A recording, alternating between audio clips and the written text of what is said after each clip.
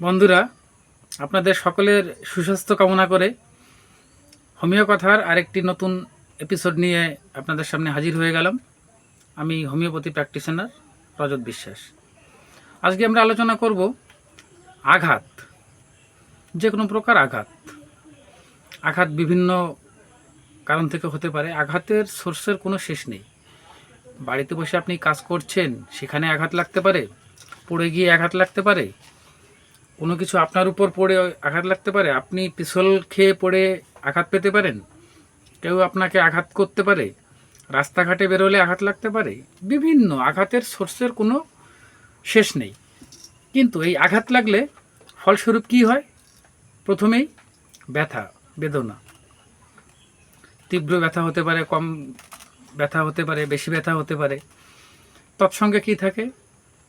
জায়গাটা ফেটে যায়, যেখানে আঘাত লাগে ফেটে যায়, কেটে যায়, রক্ত বেরোয়, মাংস থেতলে যায়, বা কখনো কখনো হাড়ে আঘাত লাগে, কখনো দেখা যায় কাটেও না, ফাটেও না, আঘাত লাগার পর জায়গাটা নীলচে বা কালচে হয়ে যায়, অর্থাৎ রক্ত জমাট বেঁধে যায়।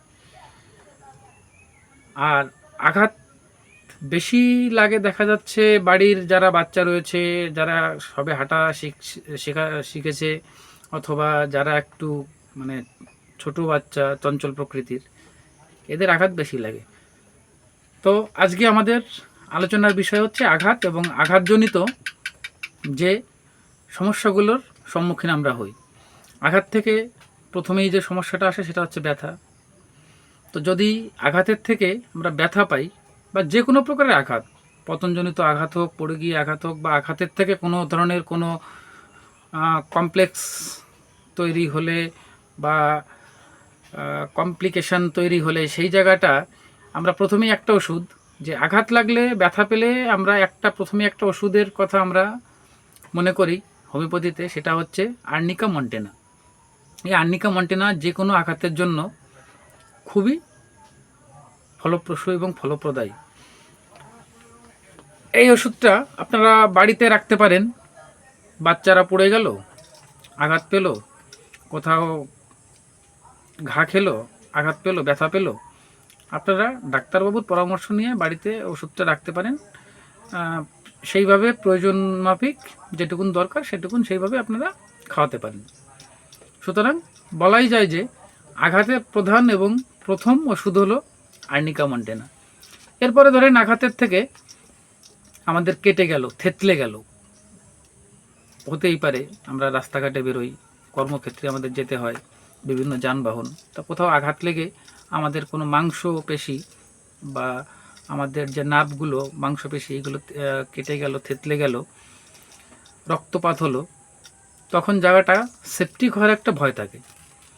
তো সেই ক্ষেত্রে আমরা সেই ঘাটাকে সারিয়ে তোলার জন্য, বা সেই থেতলানো বা যে ফেটে গেছে এই জায়গাটাকে ঠিক করার জন্য আমরা বাহ্যিক একটা ওষুধ ব্যবহার করতে পারি, ক্যালেন্ডুলা। ক্যালেন্ডুলা মাদার ফর্মে এটা বাহ্যিক ব্যবহার করলে এটা অ্যান্টিসেপটিকের কাজ করে এবং ক্ষতস্থানটি দ্রুত সারিয়ে তোলে।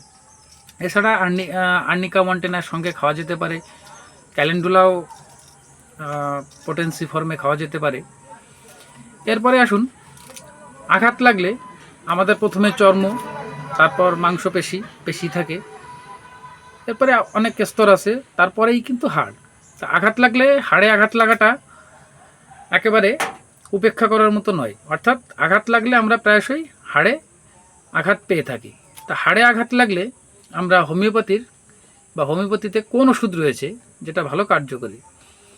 তো যদি আমরা আঘাতের কারণে হাড়ে ব্যথা পাই বা হাড়ে ব্যথা হয়, হাড়ে আঘাত লাগে, তাহলে আমাদের একটা ওষুধের কথা মনে রাখতে হবে, সেটা হচ্ছে সিমফাইটম।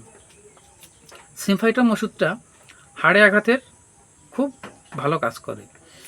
এরপরে ধরুন আমরা চলতে গিয়ে পা মচকে গেল, বেমড়ে পড়লো, যেটা আমরা বলি, মচকে গেল, সেই ক্ষেত্রে রুটা খুব একটা ভালো ওষুধ। অর্থাৎ মচকানো ব্যথায় বা মচকানো দুর্ঘটনায় রুটা খুব একটা ভালো ওষুধ।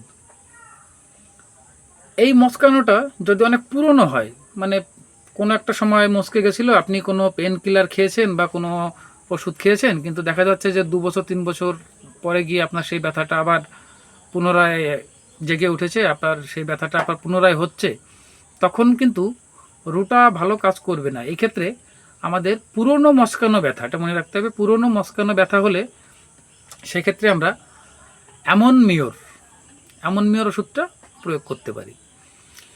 এবার এই যে ওষুধগুলো বললাম, এগুলো প্রায় খাওয়া এবং আক্রান্ত স্থানে বা ব্যথা স্থানে লাগানোর জন্য, কিন্তু বাইরের থেকে মালিশ করা বা ম্যাসাজ করার জন্য কিছু ওষুধ আছে, যেমন আর্নিকা মন্টেনা মাদার টিংচার। এটা ব্যথা স্থানে যদি খুব ভালো করে মালিশ করে দেওয়া যায়, সেই জায়গায় ব্যথাটা আস্তে আস্তে আস্তে আস্তে কমে, দিনে 2 বার 3 বার করে মালিশ করলে। ঠিক তেমনই আরেকটি ওষুধ হচ্ছে বেলিস পিরেনিস। বেলিস পিরেনিসটাও ঠিক আর্নিকা মন্টেনার মাদার টিংচারের মতো।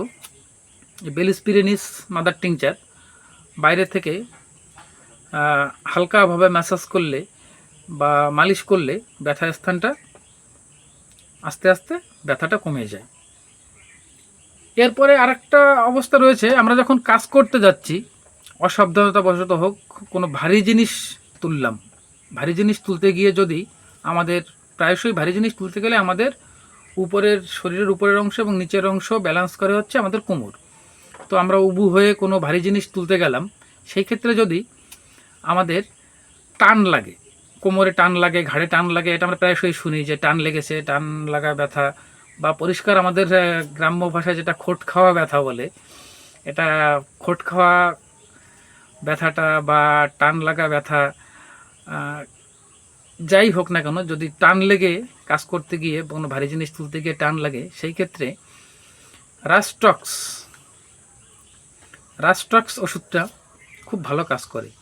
এমনকি রাস্টক্সের আরও কয়েকটি ক্ষেত্র আছে, যে ক্ষেত্রগুলো হচ্ছে, ধরুন আপনি কোনো কাজ করতে অভ্যস্ত না, শারীরিক পরিশ্রমে কাজ করতে অভ্যস্ত না, একদিন আনকরা শারীরিক পরিশ্রম করলেন, কোনো একটা কাজ বেঁধে গেল, শারীরিক পরিশ্রমের কাজ আপনার করতে হলো, সেই ক্ষেত্রে দেখবেন সেদিন বা তার পরের দিন আপনার গা তো প্রচুর ব্যথা হবে।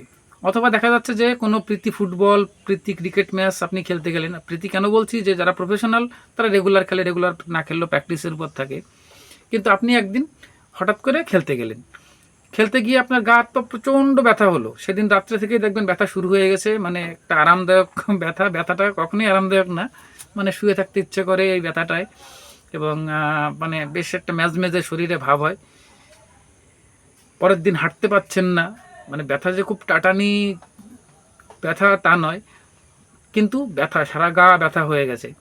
এই ক্ষেত্রেও রাস্টক্স খুব ভালো কাজ করে, রাস্টক্স প্রয়োগ করে দেখবেন, এই ক্ষেত্রে খুব ভালো ফল দেবে। আরেকটা জায়গা দেখা যায় যে কি, কোনো জায়গায় আঘাত লেগেছে, কাটেও নি, ফাটেও নি, থ্যাতলায়নি, ব্যথা আছে, কিন্তু সঙ্গে ফুলে গেছে এবং রক্ত জমাট বেঁধে গেছে, বোঝা যাচ্ছে বাইরে থেকে যে কালো বা নীলচে দাগ হয়ে গেছে। এরকম পরিস্থিতি হলে সেখানে লিডম্পাল ওষুধটা প্রয়োগ করা যায়। লিডম্পালটা এই রক্ত জমাট বাঁধার ক্ষেত্রে রক্তটাকে মানে ভিতর থেকে ঠিক করে দেয় এবং ব্যথাটাকে, ফোলাটাকেও কমিয়ে দেয়। তৎসঙ্গে যদি আপনার ডাক্তারবাবু মনে করেন যে সঙ্গে অন্য কোনো ওষুধ দিতে হবে, সেটা তিনি দেবেন। তো বন্ধু, এই ছিল আমাদের আজকের মূল আলোচনা, মূল ওষুধ, যে আঘাত, পতনজনিত আঘাত হোক বা যে কোনো কারণে আকস্মিক দুর্ঘটনা হোক, আঘাত হলে আমরা কি কি ওষুধগুলো হোমিওপ্যাথিতে হাতের কাছে রাখতে পারি, যেগুলো আমাদের একান্ত প্রয়োজন। যেমন ক্যালেন্ডুলাটা বললাম, আমরা যেমন ডেটল, স্যাভলন বাড়িতে অ্যান্টিসেপটিক হিসেবে রাখি, তেমন ক্যালেন্ডুলাটা রাখা যায়। আর্নিকা মন্টেনাটাও সাধারণ আঘাতের জন্য, সাধারণ ব্যথা পাওয়ার জন্য বাড়িতে আপনি রাখতে পারেন, তবে ডাক্তারবাবুর সঙ্গে পরামর্শ করে কোনো ফার্মেসি থেকে বা কোনো দোকান থেকে কিনে নেবেন। আর সবসময় চেষ্টা করবেন আঘাত থেকে দূরে থাকতে, বা অসাবধানবশত যদি কখনো হয়, যতটা সম্ভব সাবধান থাকার চেষ্টা করবেন। Prevention is better than cure. তারপরেও হয়ে যায়, অ্যাক্সিডেন্ট ইজ অ্যাক্সিডেন্ট। তো বন্ধুরা, আমি যে ভিডিওগুলো করি আমি কোনো কাটিং কাটসাট এগুলো অ্যাড করা বা খুব একটা বেশি কোনো ফিল্টারিং করা এগুলো করি না। আমি একদম প্রথম থেকে শেষ পর্যন্ত আলোচনার মতো, অর্থাৎ আপনাদের সঙ্গে কনভারসেশনের মতো আমি ভিডিওগুলো তৈরি করি। তো কোনো জায়গায় যদি বুঝতে অসুবিধা থাকে বা কোনো আপনাদের প্রশ্ন থাকে, আপনারা কমেন্ট বক্সে জিজ্ঞাসা করবেন, আমি উত্তর দেব। আর ভালো লাগলে চ্যানেলটি সাবস্ক্রাইব করবেন, শেয়ার করবেন, লাইক করবেন, বেল আইকনটি প্রেস করবেন, বন্ধুদেরকে শেয়ার করে দেবেন। আর সবাই সাবধানে থাকবেন, সুস্থ থাকবেন, হোমিও কথা চ্যানেলের পাশে থাকবেন। সবাই ভালো থাকুন।